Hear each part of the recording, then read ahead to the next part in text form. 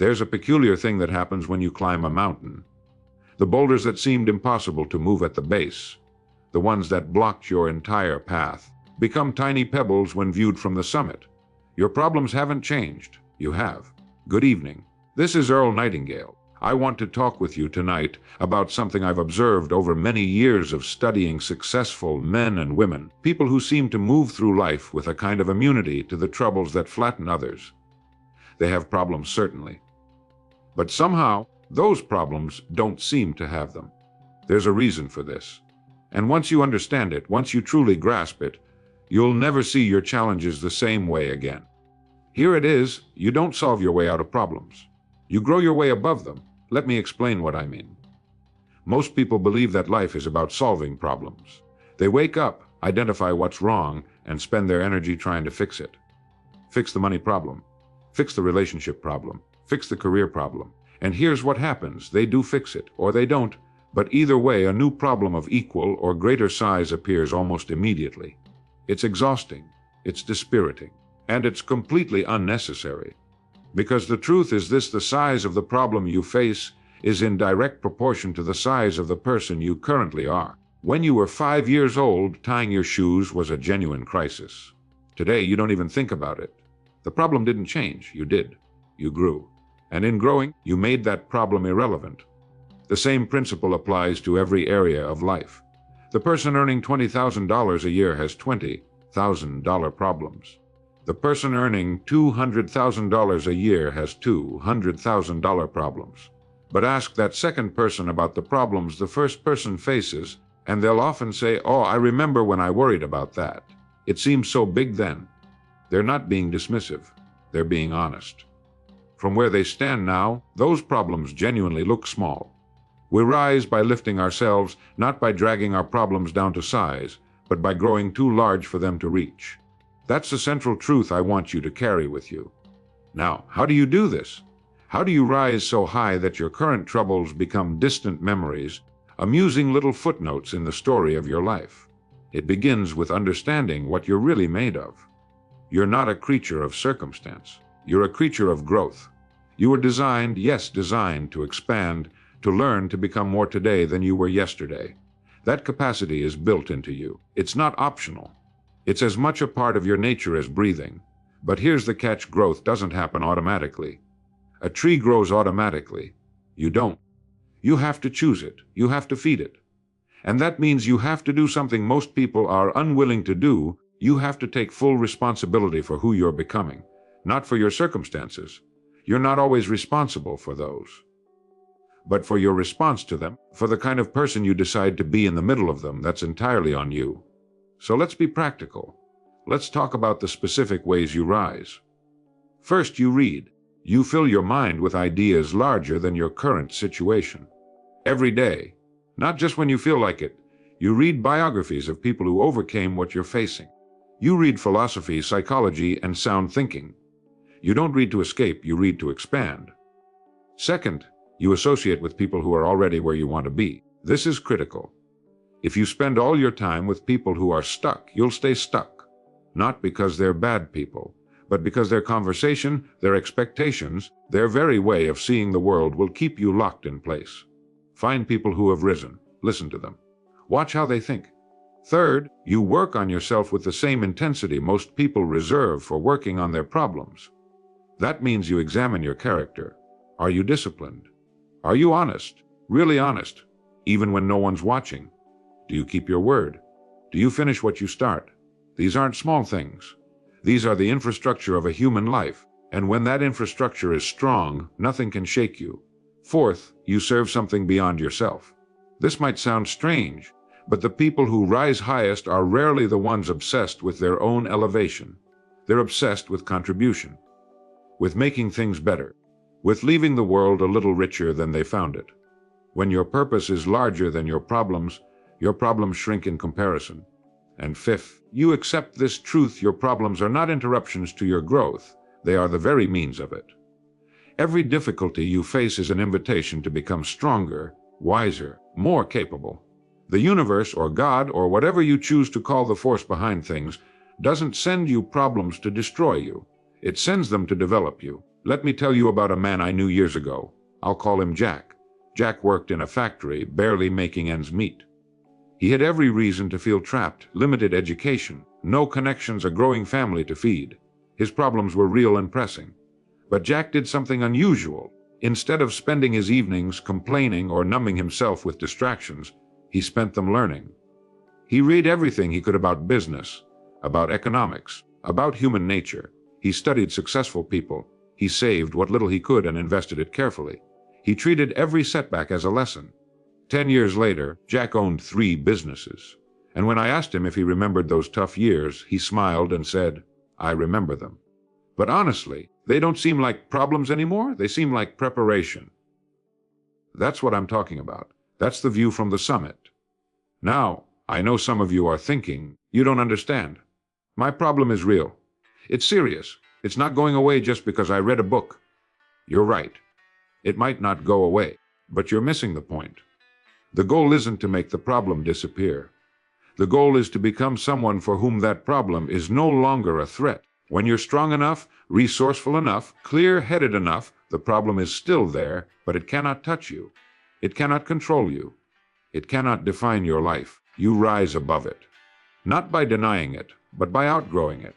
And here's the beautiful part: once you rise above one level of problems, you get a whole new set.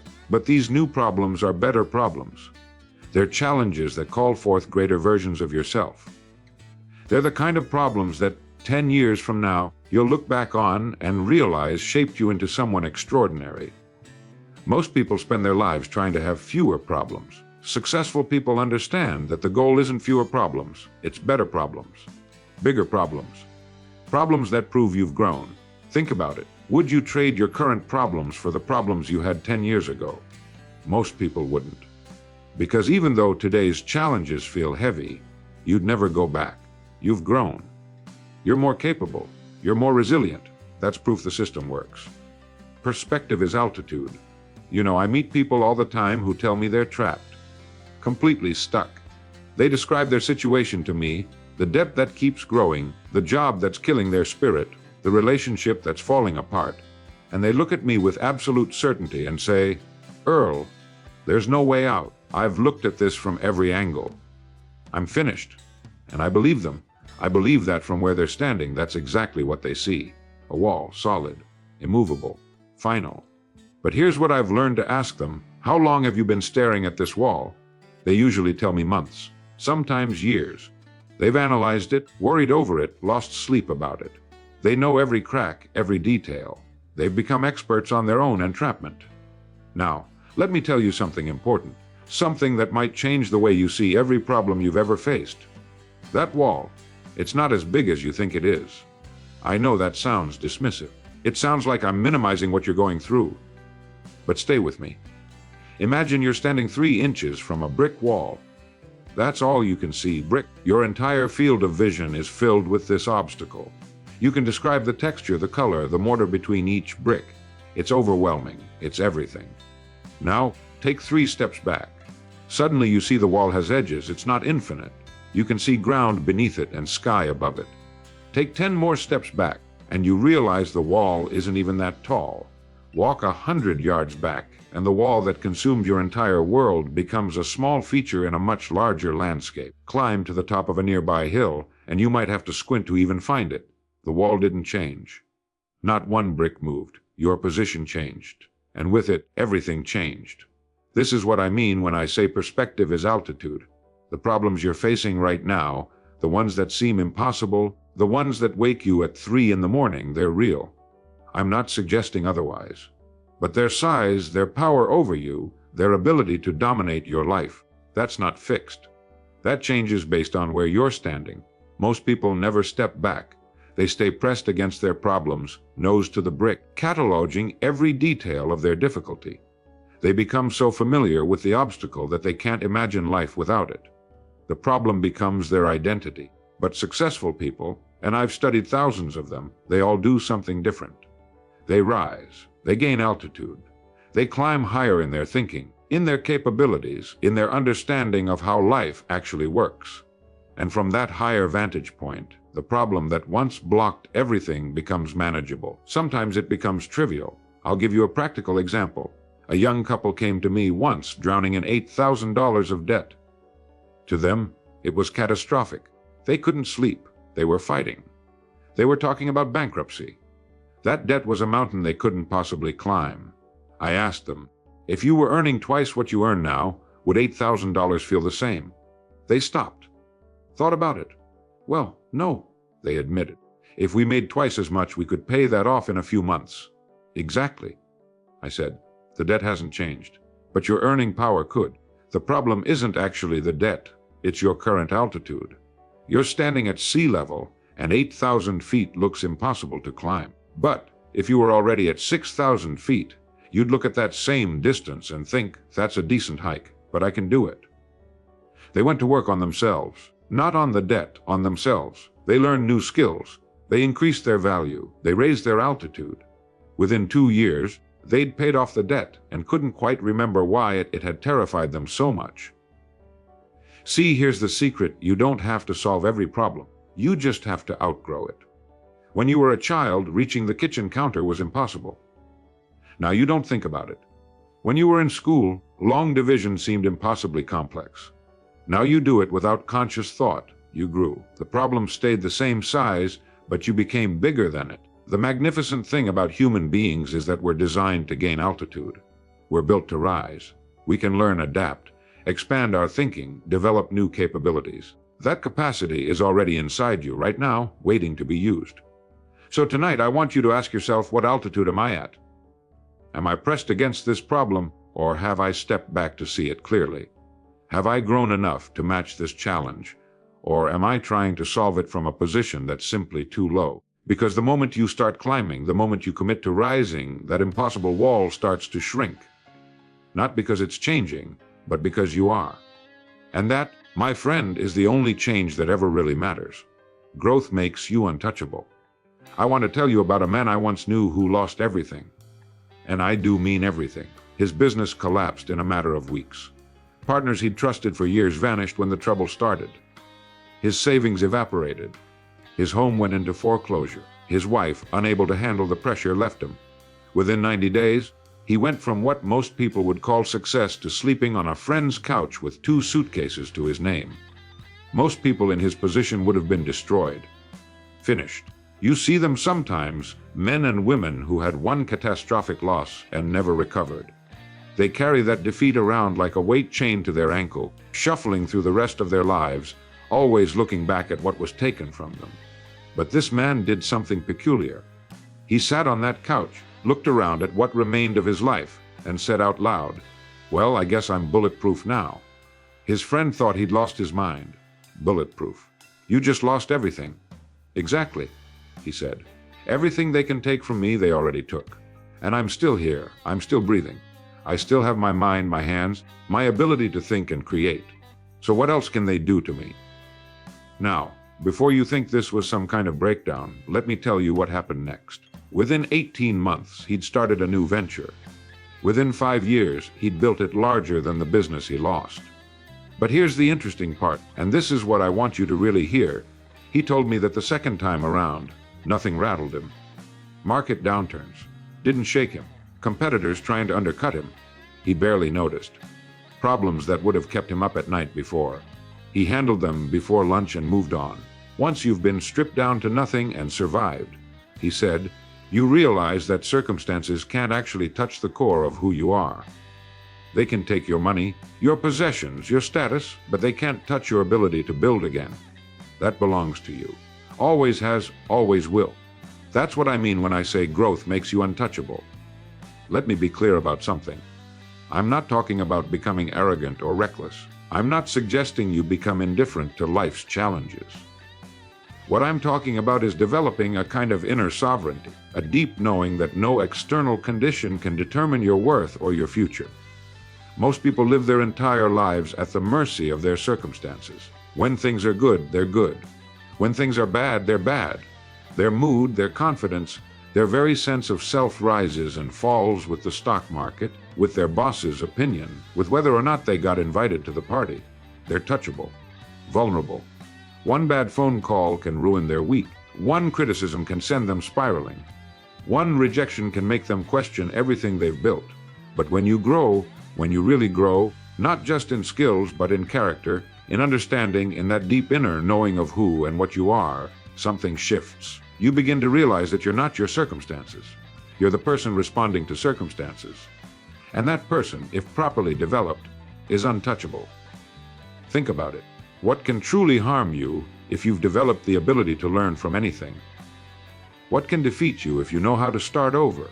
What can shake you if your confidence comes not from what you own, but from what you're capable of creating? The answer is nothing. Nothing can touch you. This doesn't mean bad things won't happen, they will. Life guarantees that. You'll face losses.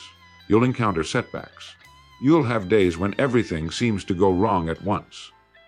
But here's the difference: those things will happen to you, but they won't happen in you. They'll be events you move through, not prisons you're trapped inside. I've watched this transformation in dozens of people over the years. There's a moment, you can actually see it, when someone stops being a victim of their life and becomes the architect of it. Their posture changes. Their voice changes. They stop saying, "I can't," and start saying, "I'll figure it out." They've grown. And in growing, they've stepped into a realm where the ordinary troubles that devastate most people simply can't reach them anymore. So let me ask you, what would change in your life if you became untouchable? If you really knew that no circumstance could defeat you, what would you attempt? What would you risk? What would you finally let go of? Because that person already exists inside you. That unshakable version of yourself is already there, waiting. All you have to do is grow into it. And the magnificent thing, every challenge you're facing right now is an opportunity to do exactly that. Every difficulty is an invitation to become someone nothing can touch. The question is, will you accept the invitation? Your problems are assignments. There's a question that haunts people in the middle of the night. I know because they've told me. They've written me letters. They've stopped me on the street to ask it. The question is this: why me? Why is this happening to me? Sometimes it's about money. Sometimes it's about health. Sometimes it's about a relationship that's crumbling despite their best efforts. But underneath all these different situations is the same anguished confusion, the sense that life is singling them out for punishment, that some cosmic mistake has been made, that they've been given more than they can possibly handle. And I understand that feeling. I've been there myself. We all have. There are moments when the weight of what you're facing seems so disproportionate, so unfair, that you can't help but feel you've been cursed rather than blessed. But let me share something with you that might sound strange at first. What if I told you that the problem you're facing right now, the one that's keeping you up at night, the one you'd give anything to escape, what if that problem was placed in your path deliberately, not as punishment but as preparation? Stay with me on this. Think back to when you were in school. Your teacher didn't give you algebra to torture you. She gave it to you because you'd mastered arithmetic. She didn't assign you the essay on Shakespeare because she wanted to watch you struggle. She assigned it because you'd proven you could handle simpler analysis. Each assignment was calibrated to be just beyond your current ability, forcing you to stretch, to grow, to become more capable than you were the day before. The assignments got harder because you got better. Now, here's what I've come to understand after decades of observing successful people. Life operates on exactly the same principle. You're not being punished with your problems. You're being educated by them. That difficult client who's testing your patience, that's not random. That's an assignment in diplomacy and emotional control.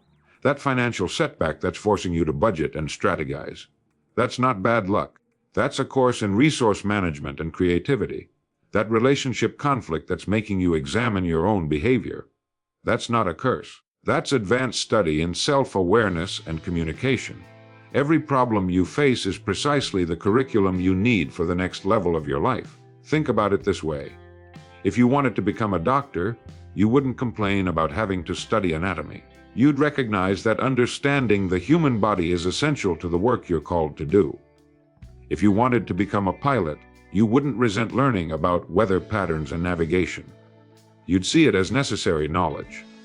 Your problems are the same thing. They're not obstacles to your success, they're the very means of it.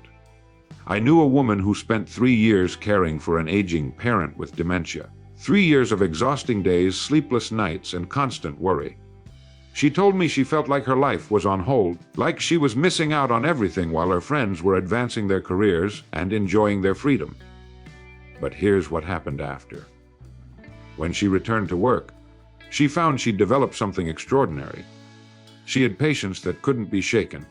She had compassion that came from genuine experience. She could manage crisis without panic. She could find creative solutions to impossible situations.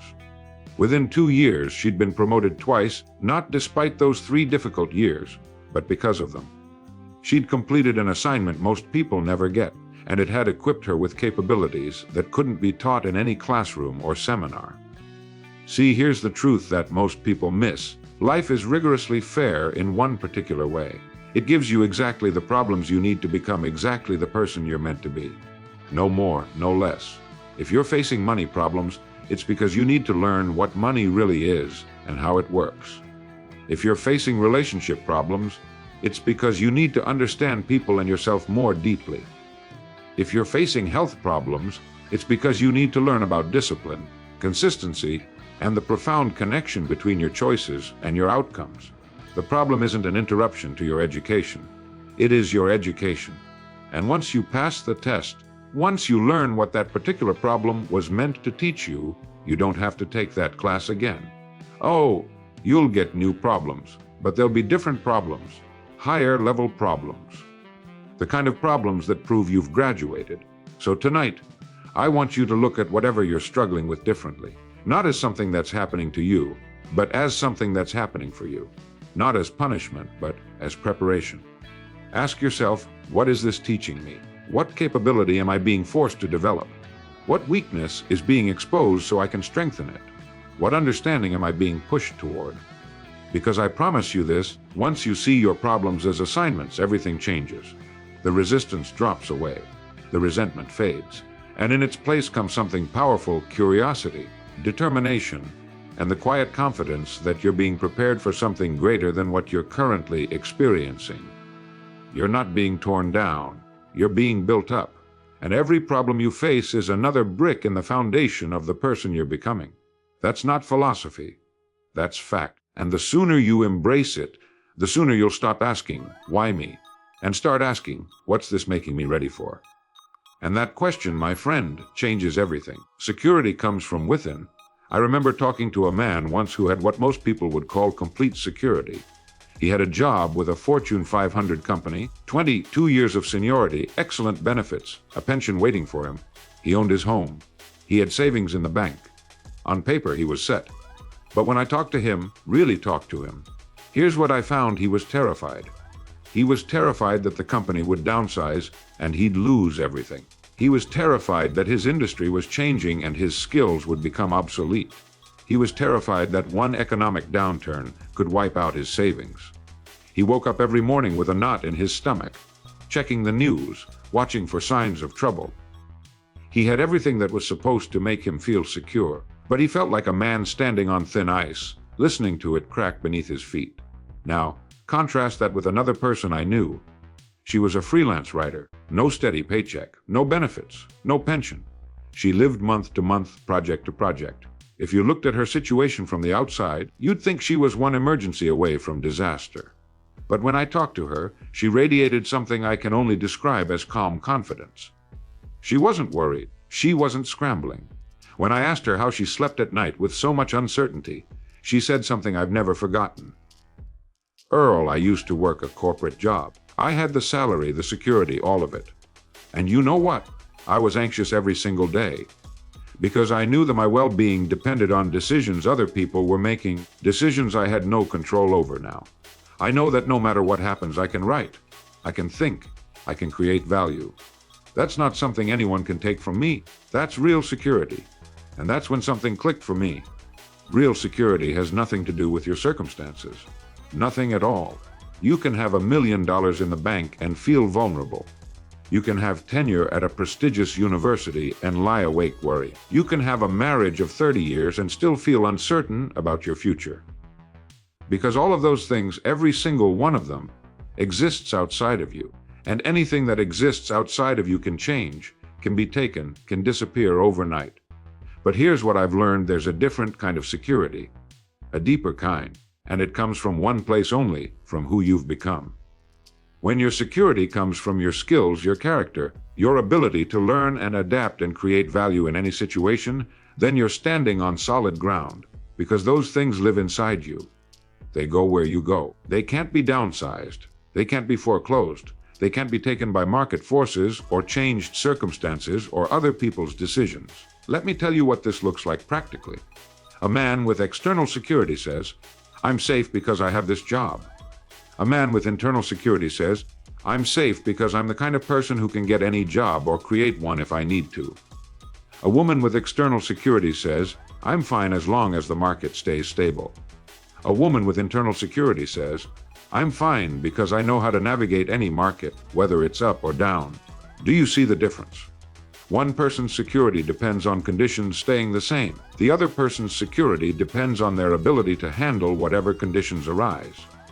The first person spends their life trying to control external circumstances, trying to keep the job, maintain the relationship, protect the investment. And they're exhausted because external circumstances can't be controlled. Not really.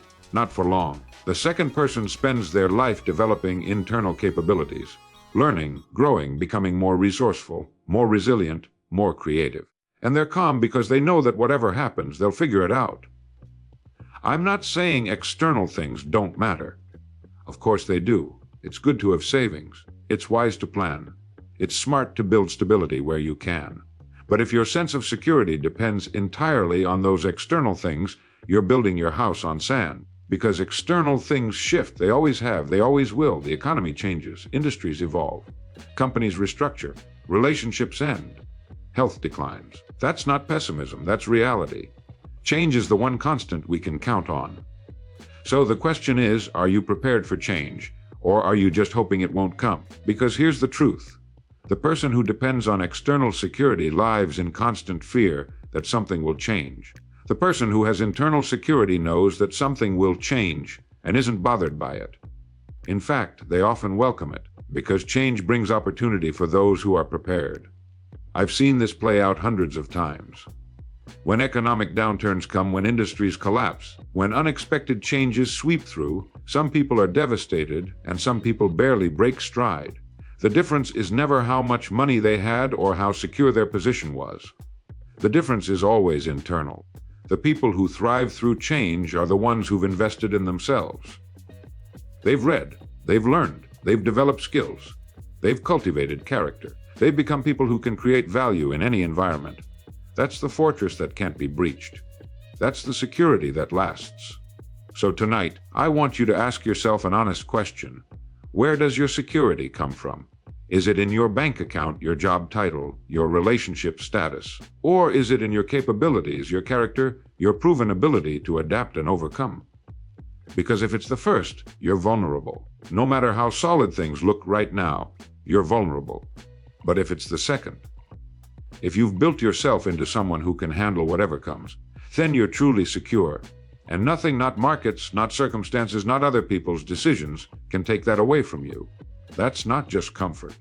That's freedom. And it's available to anyone willing to do the work of becoming more than they currently are. The view from the top is earned. Let me tell you about the most dangerous moment in any person's journey towards success. It's not at the beginning, when you're full of doubt and the goal seems impossibly far away. It's not in the middle, when you're tired and progress feels slow. No, the most dangerous moment comes when you first see someone who has what you want. You see them at the summit. You see the view they have, the ease with which they operate, the confidence they carry.